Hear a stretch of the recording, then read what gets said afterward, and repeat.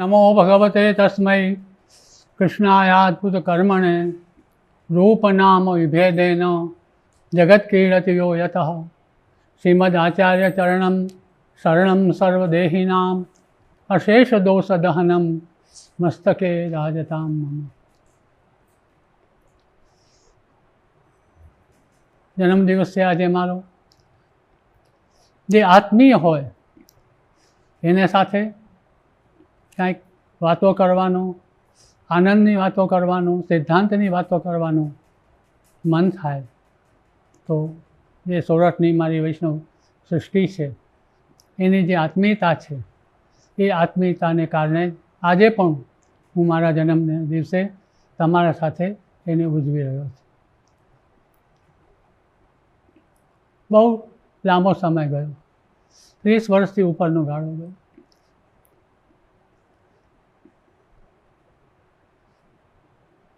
શ્રી દામોદરલાલ મનોહરલાલ પ્રભુની કૃપા, પૂજ્ય દાદાજી અને માના આશીર્વાદથી શ્રી દામોદરલાલ મનોહરલાલ પ્રભુ પોતાની ઈચ્છાથી અમારા પર પધાર્યા। એ અમારું બહુ મોટું સૌભાગ્ય છે અને એ સૌભાગ્યને હંમેશા અમે માણી રહ્યા છીએ। આવતા વેત જ અહીંની વૈષ્ણવ સૃષ્ટિની આત્મીયતા મેં અનુભવી।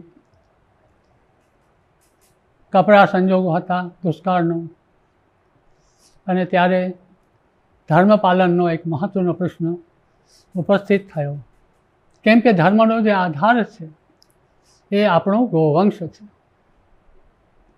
સામાન્ય સંજોગોમાં તો અહીંની વૈષ્ણવ સૃષ્ટિ એ બીજા લોકો પણ ગાયનું પાલન કરતા, પણ જ્યાં આવી કપરી પરિસ્થિતિ હોય ત્યાં શું કરવું એ બહુ જ વિકટ પ્રશ્ન હતો। મારા માટે પણ એક નવીન પ્રશ્ન હતો, નવીન સ્થાન હતું, પરંતુ પ્રભુની કૃપા, દાદાજીના આશીર્વાદથી કંઈક એવી સ્ફૂર્ણા થઈ કે મોટા ગોપાલન કેન્દ્રો કે કેટલ કેમ્પો ખોલવા એ શક્ય નથી। જ્યાં જેના ગોવંશ હોય એને સામે જ તે ગામમાં જ એ સંપૂર્ણ ગોવંશ સચવાય એને માટેના આપણે કંઈ પ્રયાસ કરીએ।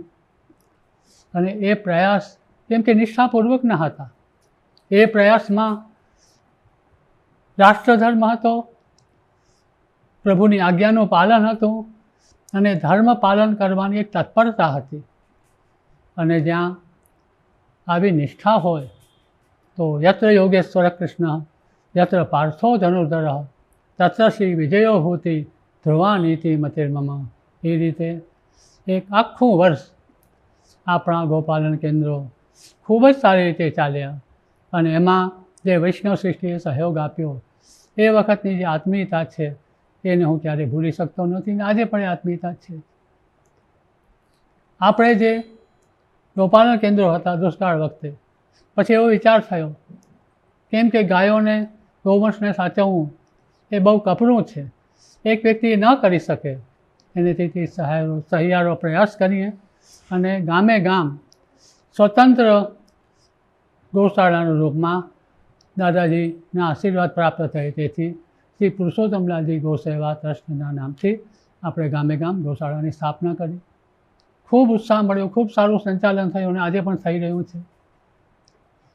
એમાં એક જ દૃષ્ટિ હતી કે આપણે જેનું દૂધ લઈએ છીએ, જે ખેતીમાં જોડેલી છે એ ગૌવંશ, એક તો ગૌવંશ છે, ગોધન છે, પ્રભુને પ્રિય છે, ધર્માચાર્યોને અને વિષ્ણુને પરમ કર્તવ્ય છે એની રક્ષા કરે, સાથે સાથે ઉપકાર પણ એમના છે અને એ ઉપકારને ભૂલી જઈ આપણે એમને રઝળતા મૂકી દઈએ એ કઈ રીતે ચાલી શકે। તેથી ગામે ગામ ગૌશાળાની સ્થાપના થઈ। હવે પ્રશ્ન આવ્યો કે એને માટે ફંડ ક્યાંથી લાવવાનો? સહયોગ આપ્યો લોકોએ, બેન પાર્ટી પણ બની, એ પણ બહુ સારી। આજે હવે શું પરિસ્થિતિ કંઈ ખબર નથી, પણ એક વાત યાદ રાખજો કે ગૌ સેવા બેન પાર્ટી છે, લોકો ગાયો માટે પૈસા આપે છે, તેથી એ પૈસા ગાયો માટે જ વપરાવા જોઈએ। એના પછી જે કીર્તન ભેટ હોય છે. બધાને ખબર હશે કે એ કીર્તન ભેટ ગુરુ ભેટ હતી, પરંતુ દ્રવ્ય છે એનો કંઈ સદવિનિયોગ થવો જોઈએ. તેથી મેં આજ્ઞા આપી કે એ ગુરુ ભેટનો ગૌ સેવામાં વિનિયોગ કરો, કે જેથી અમારો પણ સહયોગ રહેશે, અમારા આશીર્વાદ રહેશે, અને જેમના પાછળ એ વૈષ્ણવ પાછળ જે કીર્તન થઈ રહ્યા છે એમના પણ આશીર્વાદ મળશે, કેમ કે ગૌ સેવા થઈ રહી છે. એટલા માટે ગૌ સેવા થઈ રહી છે. અને ગૌ સેવા એટલે ગાય એટલે દેશી વંશની ગાય. તત્વ ક્ષેત્રમાં ગીર હોય, વઢિયારા હોય કે કોઈ પણ હોય, પણ જર્સી નહીં, બીજું કોઈ પણ નહીં, અને કૃત્રિમ બીજદાન પણ નહીં, એવા વિશુદ્ધ ગૌવંશનું પાલન થાય. અને એ ગાય, એ વાછડા વાછડી, એ નંદી, એ બધાની જ પૂર્ણ રક્ષા થાય. અને આ રીતે આપણી ગૌશાળા સારી રીતે ચાલી. આજે પણ ઘણી ઠેકાણે સારી રીતે ચાલી રહી છે.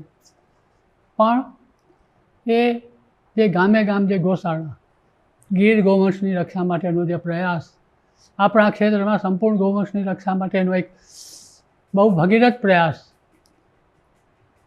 હવે કંઈક લૂણો લાગી ગયો છે કેટલેક ઠેકાણે.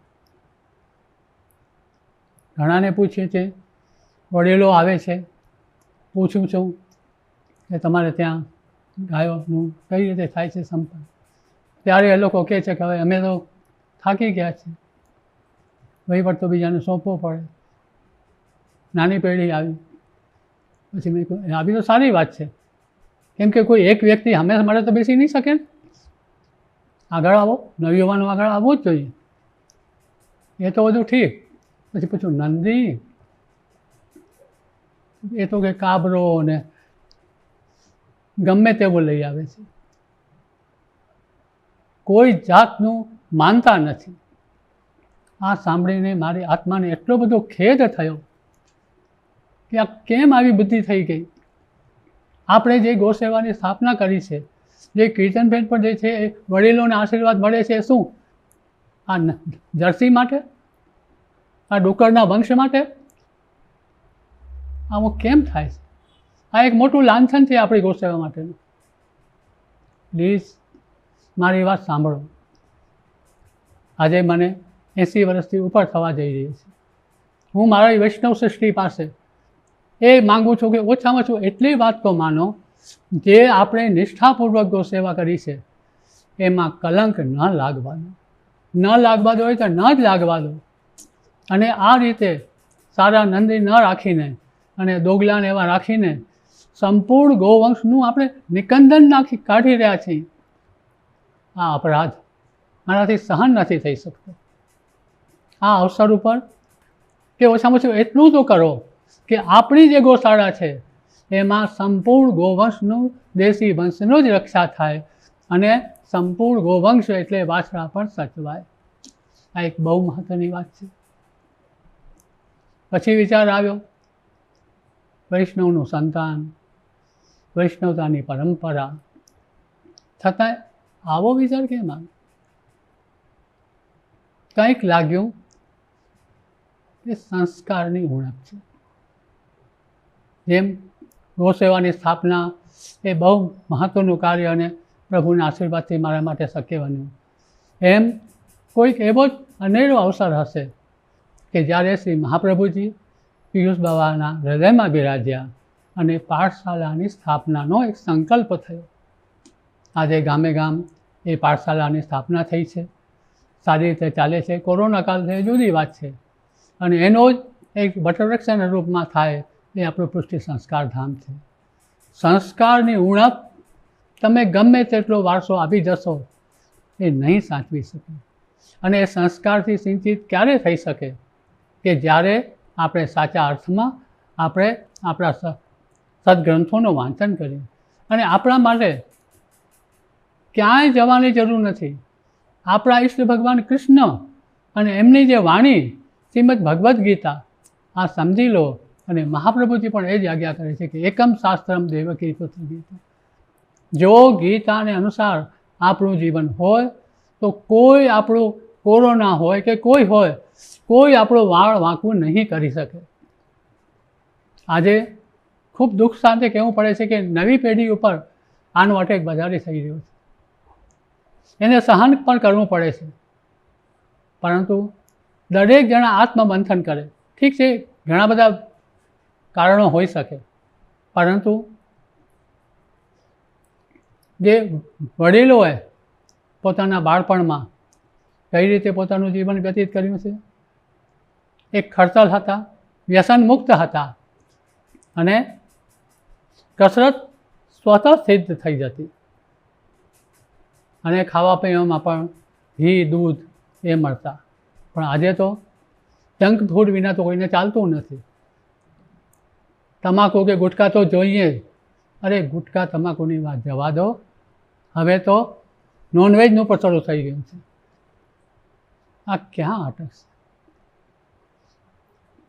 એનાથી આપણું બધું જ ધર્મ, આધિભૌતિકતા બધું જ ખતમ થાય છે. અને એક વાતનો વિચાર કરો, જાણે કે અજાણે જે નોનવેજનું પ્રોત્સાહન આપવામાં આપી રહ્યું છે, કોઈની પણ પ્રાણ જાય ત્યારે જે એને જે વેદના થાય છે એ અસહ્ય વેદના છે. અને એ વેદનામાં જે નિમિત્ત બને છે એ હાય ક્યારે પણ એનાથી મુક્ત નહીં થઈ શકાય, ભોગવવી જ પડશે. અને આપણે વૈષ્ણવ થઈને, મહાપ્રભુજીના અનુયાયી થઈને, આપણા આરાધ્ય ભગવાન કૃષ્ણની વાણી આપણે પાસે છે, કેમ આપણે આ વાતને ન સમજી શકીએ? એટલે સાત્વિકતાનો ઉપયોગ કરો. તામસ, નોનવેજ સર્વથા નહીં, એનો સ્પર્શ પણ નહીં. ધર્માગ્રહનો વિચાર કરીને એ રીતે જ કરો. એટલે ડેરી ઉદ્યોગનો પણ જે વસ્તુ છે એનો ત્યાગ કરો. ડેરી ઉદ્યોગ હોય તો સાચા અર્થમાં સાત્વિકતાનું પાલન કરી તો ડેરી ઉદ્યોગ પણ પ્રશંસનીય છે.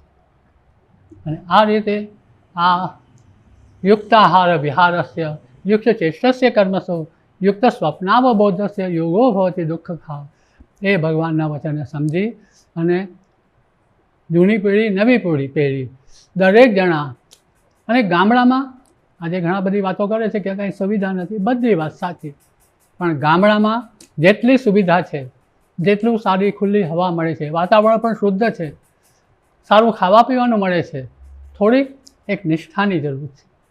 અને નિષ્ઠાપૂર્વક આજથી સંકલ્પ કરો કે અમે ગીતાના જે વચનો છે એ અનુસાર અમે જીવન જીવશું.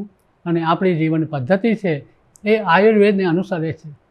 એટલે આયુર્વેદના જે નિષ્ણાતો છે એને પાસે પણ સલાહ લ્યો કે આ કપરા કાળમાં કોરોનાથી કઈ રીતે બચી શકાય. અને છે કોરોના એની ના ન પાડી શકાય, પણ વૈજ્ઞાનિક અભિગમ સાથે લૌકિકનો લૌકિક ઉપાય આપણે એનો ઉપયોગ કરીએ, એનાથી બચાવ કરીએ. જે કાંઈ પણ ફોલો કરવાના જે નિયમો છે, માસ્ક બાંધવા, સોશિયલ ડિસ્ટન્સ રાખવા, અને હવે તો આ રસી કોરોનાની એ પણ મુકાવી બધા ઈરાવા છે, તો એ વાતનો પણ વિચાર કરો. અને દરેક જણા એને માટે તત્પર બનો. અને સરપંચો છે, વડીલો છે, પાઠશાળાના સંચાલકો છે, ગૌશાળાના સંચાલકો છે, એમને પણ મારે કહેવું છે કે આ અવસર ઉપર જે પણ આપણાથી થઈ શકે, જેટલું પણ ઝોન તમે બનાવી શકો એ રીતે આપણે પોતે જ આ લડાઈમાં આગળ વધીએ અને પ્રભુ વિજય અપાવશે. બીજું, પ્રભુ કરે બધું સારું થાય. એક વાવાઝોડાની પણ આફત આવે છે, તો ઈચ્છા તો એવી કરીએ કે વાવાઝોડા સાથે કોરોના પણ દરિયામાં ચાલ્યો જાય, પણ એ તો પ્રભુની ઈચ્છા છે. તે વખતે પણ આપણે આપણા ગોધનને સાચવવું છે, એવો સંકલ્પ કરો. પણ કોઈ તકલીફ નથી, પણ ધ્યાન કેનું કરવાનું? ધ્યાન પ્રભુનું ધરવાનું. આપણે લડાઈ લડવી છે કોરોના સામે પણ કે વાવાઝોડા સામે પણ. ગીતામાં પ્રભુ અર્જુનને ઉપદેશ કહે છે કે મામ અનુસ્મર યુધ્ય છે. યુદ્ધ તો તારે કરવાનું છે, કેમ કે તારું કર્તવ્ય છે, પણ મને ભૂલ નહીં. ચિંતન ભગવાનનું, ચિંતન પોઝિટિવિટીનું, અને કર્તવ્ય જે પ્રાપ્ત છે એ કરીએ. અને જ્યારે આ રીતે આપણું જીવન ગીતા અનુસાર શ્રી મહાપ્રભુજી અનુસાર થશે. અને એવો સંકલ્પ થશે કે આપણે આપણા ગામમાં ઓછામાં ઓછો વૈષ્ણવ પરિવાર તો પૂર્ણ વ્યસનમુક્ત. વ્યસનમુક્તનો અર્થ છે કે ગુટકા વગેરે પણ નહીં, તો નોનવેજની તો કંઈ કલ્પના ન થઈ શકે, દારૂની તો કોઈ કલ્પના ન કરી શકે. એનાથી મુક્ત બનશું અને આપણા સ્વાધ્યાયમાં ગીતાજીને સ્થાન આપશું. એ ગીતાજીના અર્થને આપણે સમજશું અને જ્યારે સમજશું ત્યારે એને આપણા જીવનમાં ઉતારશું. પ્રાર્થના કરીએ પ્રભુ પાસે અને શ્રી મહાપ્રભુજી પાસે કે હે ભગવાન કૃષ્ણ, એ આપણા બધાને ગુરુદેવ શ્રી મહાપ્રભુ, અમે આપની વાણીને સમજ્યા છીએ અને આપણી વાણીને જીવનમાં ઉતારવાનો પ્રયાસ કરીએ છીએ. અને કોઈ પણ સંજોગો હોય, કોઈ પણ સંકટ હોય, આપણે ગીતાને નહીં ભૂલી અને એ અનુસાર જ અમે આપણા કર્તવ્યનો નિર્ધાર કરશું. અને જ્યારે પ્રભુ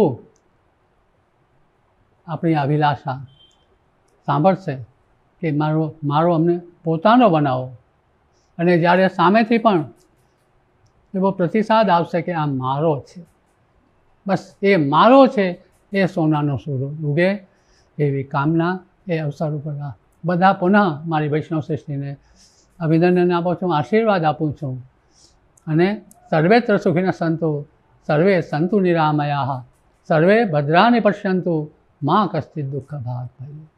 દૃઢેન ચરણન કેરો ભરોસો દૃઢેન ચરણન કે શ્રી વલ્લભ નખ ચંદ્ર છટાબેન તબ જુગમાં જય અંધેરો ભરોસો દૃઢેન ચરણન કે સાધન ઓર નહીં આ કલી મેં જાસું હોય નહીં.